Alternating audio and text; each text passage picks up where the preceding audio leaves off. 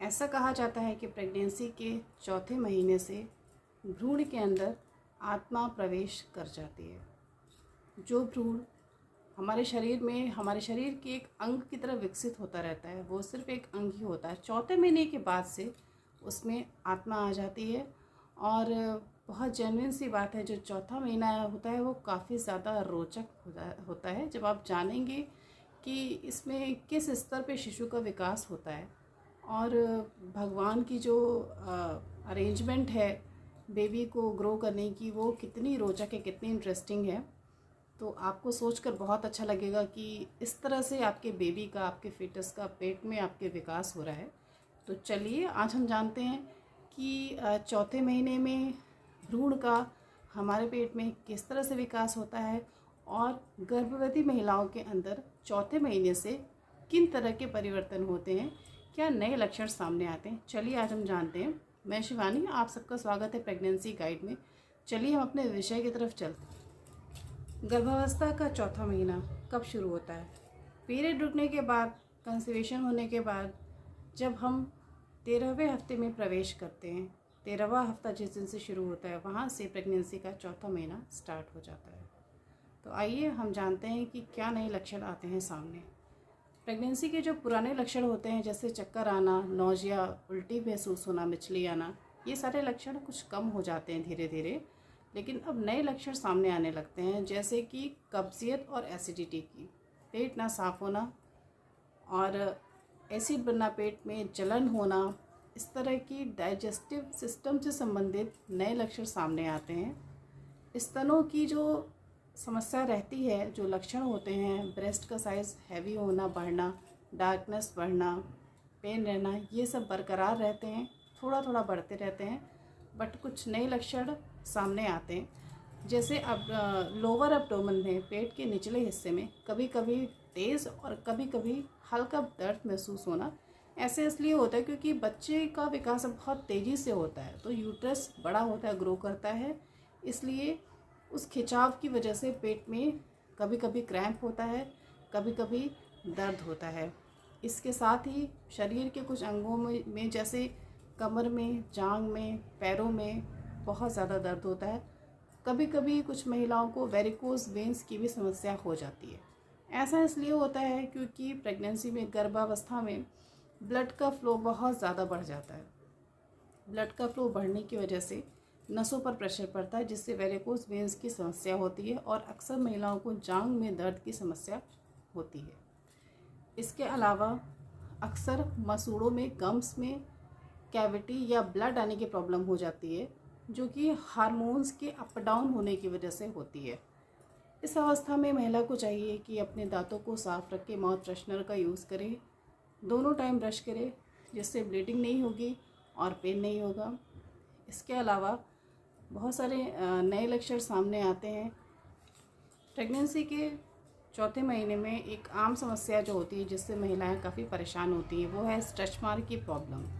जी हाँ, चौथे महीने से ही स्ट्रेच मार्क्स भी आना शुरू हो जाते हैं, और वो इसलिए आते हैं क्योंकि यूट्रस पर, पेट पर और स्किन पर खिंचाव पड़ता है। पेट बढ़ने की वजह से स्ट्रेच मार्क आ जाते हैं, पूरी बॉडी सूजती है, महिला का वज़न भी बहुत बढ़ जाता है। इसलिए कुछ खास अंगों जैसे पेट पर, हिप पर और जांघों पर स्ट्रेच मार्क आ जाते हैं। साथ में ही पेनफुल यूरिनेशन की भी प्रॉब्लम होती है, पेशाब करने में दर्द महसूस होता है।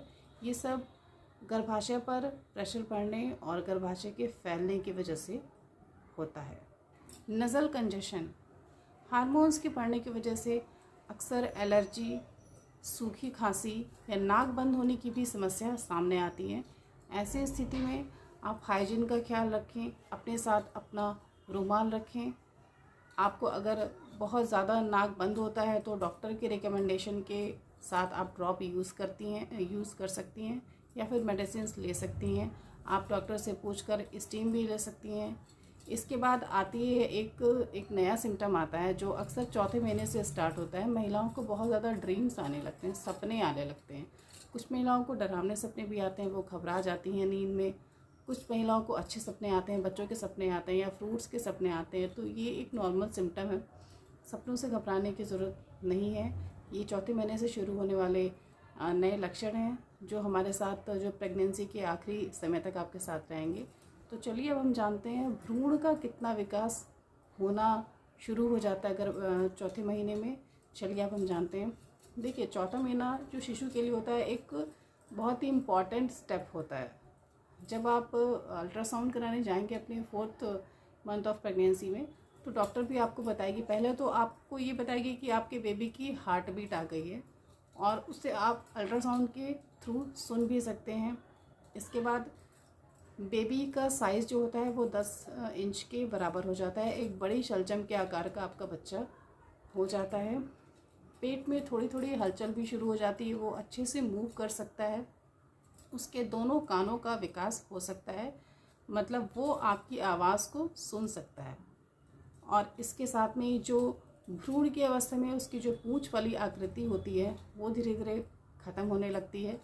उसके हाथों और पैरों के नाखून विकसित होने लगते हैं। उसके स्किन पर मांसपेशी की एक परत चढ़ने लगती है जो उसे एमनियोटिक फ्लूइड से बचा कर रखती है और डिलीवरी के समय उसे निकलने में हेल्प करती है, उसकी बॉडी को प्रोटेक्ट करती है। इसके बाद वो शिशु का शरीर बोन मैरो के द्वारा वाइट ब्लड सेल्स को बनाना शुरू कर देता है। इस तरह से चौथे महीने में शिशु के विकास में एक खास परिवर्तन होते हैं। इस महीने में आकर शिशु का वजन लगभग 140 ग्राम के बराबर हो जाता है। तो इस तरह से चेंजेस आता है शिशु के विकास में। वो तेज़ी से बढ़ना शुरू होता है। हमारे शरीर में ब्लड का प्रेशर यानी खून का जो प्रवाह होता है वो काफ़ी तेज़ हो जाता है और हार्मोनल चेंजेस की वजह से शरीर में काफ़ी परिवर्तन आते हैं। इसके साथ ही बैक में पेन होना, क्योंकि आपका जो स्पाइन होता है, जो शरीर होता है, वो आपके पेट के वेट को उठाने की वजह से आपके बैक पे काफ़ी प्रेशर पड़ता है। पीठ दर्द की भी समस्या इस समय हो सकती है।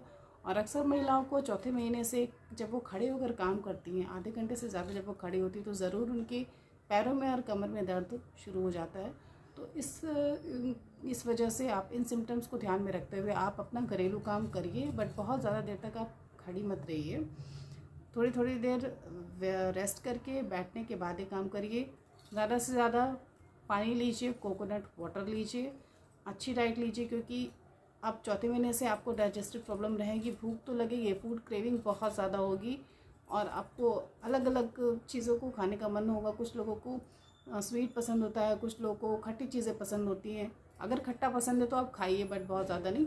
और अगर आपको स्वीट ज़्यादा पसंद आ रहा है तो आप शुगर की जगह पे गुड़ का यूज़ करिए, क्योंकि शुगर से डर होता है डायबिटीज़ बढ़ने का, बट गुड़ के अंदर बहुत सारा हीमोग्लोबिन होता है, आयरन होता है। आप गुड़ का यूज़ कर सकते हैं।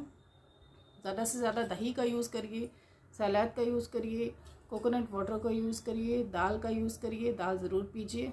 कार्बोहाइड्रेट वाले सामान को कम खाइए, क्योंकि उसमें एनर्जी कम होती है, वो वेट बढ़ाता है। कार्बोहाइड्रेट आपके लिए अच्छा नहीं होगा क्योंकि वेट बढ़ेगा। आप विटामिन्स वाली चीज़ों को ज़्यादा खाइए, फ्रूट्स खाइए, हर ग्रीन वेजिटेबल खाइए। तो इन सारी चीज़ों को आप डाइट में ऐड करिए, थोड़ा थोड़ा करके खाइए। कोशिश करिए अपने मूड को अच्छा रखने की, क्योंकि मूड स्विंग काफ़ी ज़्यादा होता है 4th मंथ से, गुस्सा बहुत आता है। तो छोटी छोटी बातों को अवॉइड करिए, अपने आप को खुश रखने की कोशिश करिए और अपने मन में हमेशा एक पॉजिटिव फीलिंग लाइए कि मुझे एक हेल्दी बेबी को हेल्दी वे में नॉर्मली डिलीवर करना है।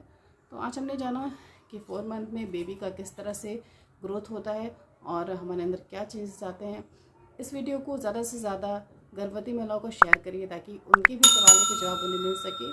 चैनल को लाइक और सब्सक्राइब कीजिए। मिलती हूँ आपसे अपने नए वीडियो में एक नए विषय के साथ। Bye bye.